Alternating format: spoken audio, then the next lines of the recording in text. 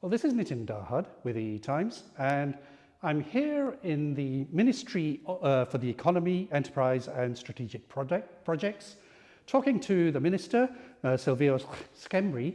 Hello, Silvio. How are you? I'm fine, thank you. And you look fine as well. Thank you. Thank you for inviting me. And this week you launched the Malta Competence Centre for Semiconductors. It's part of a bigger plan, I guess. So just tell me a little bit about that, and then we can talk a little bit more generally about the strategy. Well, basically, if we look at how Malta performed in the past 10, 11 years, we can see that we had huge economic growth, 200% increase. We addressed the issue of unemployment. In fact, we are at full employment for the past 5 years in Malta.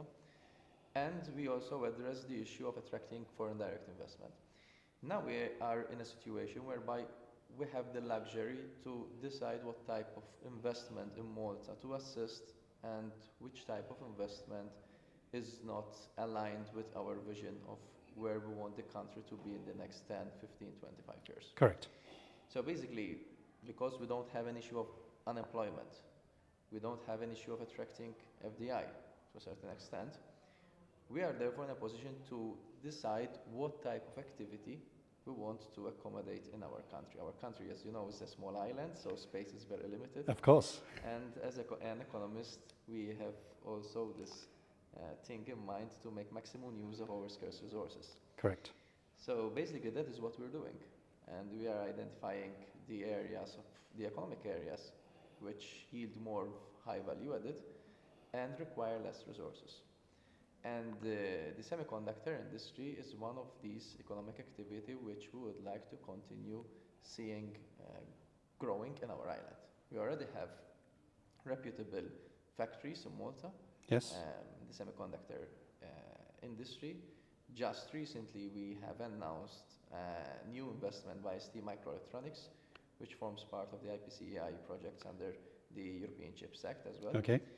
Whereby through this expansion project, which is the biggest FDI in our country, right, whereby we're seeing Industry 4.0 put into practice, we will be, actually ST will be in a position with the assistance also of the government to develop this smart factory project, increase the value added, increase exports, without increasing the need for more employees. Okay.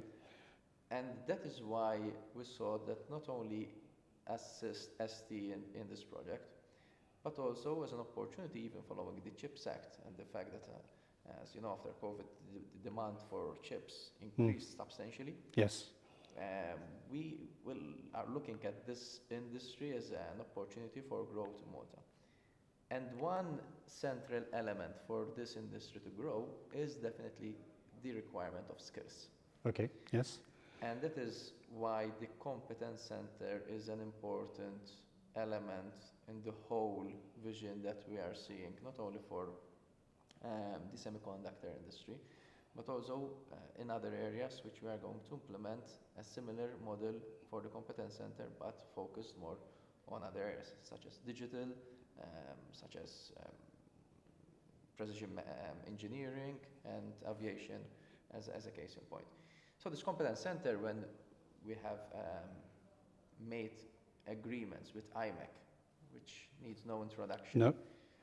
With the University of Malta and MCAS in terms of education institutions of Malta, Malta Enterprise, and the industry and the private industry per se, we are seeing that through this Competence Centre, we are closing the circle to have a whole ecosystem to continue to flourish here in Malta. And the Competence Centre will be focused on developing the skills necessary to develop the supply chain, is that right? One of the primary aims is that. Okay. But it has other aims. For example, assisting companies to benefit from direct funding from EU. Okay.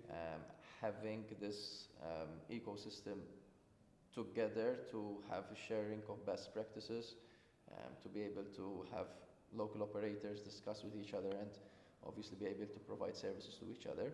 This is the role of the Competence Centre that will glue all the pieces into one jigsaw puzzle. And one of the things I think I came across over the last 2 days, you opened the conference, the Global Semiconductor Conference in Malta, was that, yeah, a lot of people ask, yeah, why Malta? And I think what I've discovered over the last 2 days while I've been here, it's about agility, entrepreneurship, and it's just that capability to do things. And also, I think you've got the background with companies like ST Microelectronics, which have been here for almost 40 years or more.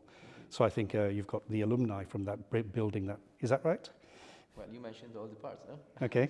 Apart from that, obviously, there are other factors.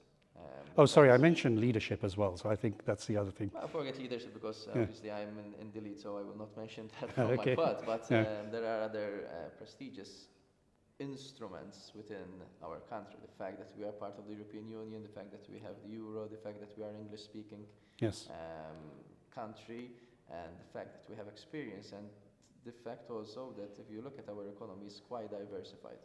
We don't have just one sector, and our economy depends on that sector. We have the financial services sector, we have tourism, we have advanced manufacturing, automation, digital.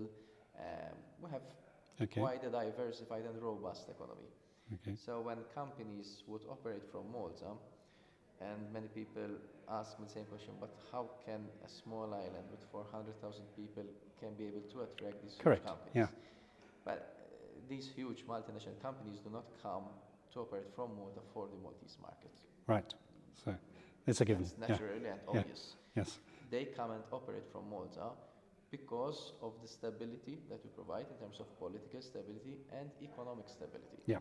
The fact that we have very good connectivity, that we have a very good fiscal regime, the fact that we have skills that can be found in Malta, and obviously the lifestyle.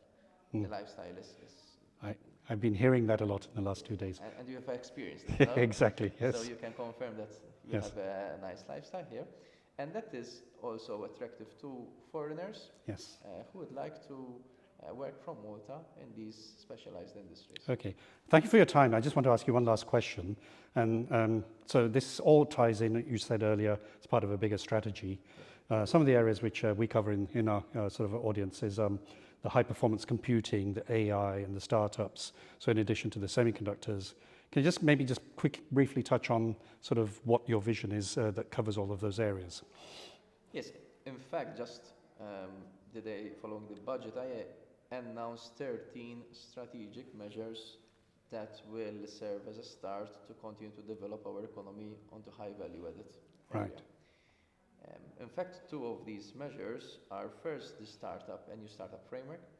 So basically, as we stand today, Malta Enterprise did a fantastic job when it comes to startups. They assist in terms of schemes, in terms of mentoring, accelerators. In fact, we have even schemes and assistance that go up till 1.5 million per startup, starting from angel, investment, equity, etc., etc. But we still believe that we need to make this new startup framework and even include a one-stop shop for our startups. So basically, now we have different schemes and assistance which are divided under different entities, and this one-stop shop will streamline all the assistance provided to startups to be able to make it much more easier for startups to operate from the island, apart from other assistance in terms, especially in terms of mentorship. Right. Yeah. That is one area. Another 2 measures is the D-Hub. It's like a competence center, but focused more on digital technologies and innovation technologies for startups. Yes. Which I announced, and I'm happy to announce that I will be inaugurating this next week. Oh, very good. So basically, this is already completed, and as from next week, startups will be able to benefit from these services that the government is offering free of charge. And another addition is what you mentioned, the high-performance computer. Yes. The high-performance computer will be another addition in this premises, which is called the Hub MT. Yes. Basically a competence center for startups in the digital technology sphere. And we'll be able to provide also a high-performance computer for researchers to be able to provide their services. This HQP is already procured. It is being built as we speak, and it will be available in Q2 next year. Oh, very good. Okay. So up until today, researchers or companies who would like to make use of high processing powers of HPC, they need to go abroad, most probably to Italy, with an expense of about 25,000. Italy and Spain, I think those are two closest. Also yeah. the nearest Yeah. location, Italy and Spain. But it comes at an expense of about 25,000. Okay. As from next year, this will be provided free of charge to our startups and researchers. Okay, very good. What excites you right now, Minister? Well, in politics, there are a lot of things that can excite you. So there's never a dull moment in politics, as they say. What excites me most is, first of all, the process that we've started in building up Vision 2050 for Malta. Okay. So although I'm leading this process, there's not something which is owned by the Minister for the Economy. It is a horizontal vision that includes the environmental aspect, the social aspect, the education, and basically all the aspects of a country. It's a vision for a country that will devise on or how we want our country to develop and where in the next 25 years, with clear and strategic KPIs that needs to be performed in the next 10 years. Okay. So this is an exercise which I'm very much looking forward to, and I'm pretty sure that we can do a good job there. Well, Minister Schembri, thank you very much. Thank you.